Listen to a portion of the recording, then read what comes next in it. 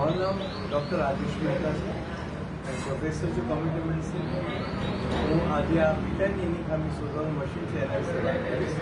આ મશીન જે છે એની અંદર ખૂબ અંધારું હોય છે પહેલાં તો, પછી ધીમે ધીમે અજવાળું કરવામાં આવે છે અને અજવાળું કરવા માટે થઈને આ જે ચાપ દબાવવાથી અજવાળું વધે, આનાથી ઘટે. અને અહીંયાથી ખબર પડતી હોય છે કે અંદર કયું ચિત્ર છે, એટલે જે વ્યક્તિ અહીંયાથી જોવે આમ આવી રીતે તો એણે ચિત્ર બરોબર જોયું કે નહીં આપણને ખબર પડી જાય.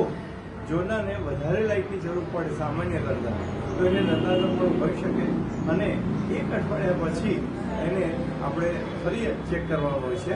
એટલે નતારમ હોય એટલે વિટામિન આપણે આપી દઈએ અને પછી અઠવાડિયા પછી એમાં સુધારો થયો કે સુધારો એટલે શું કે પહેલાં વધારે લાઇટની જરૂર પડતી હતી અને ધીમે ધીમે ઓછી થઈ.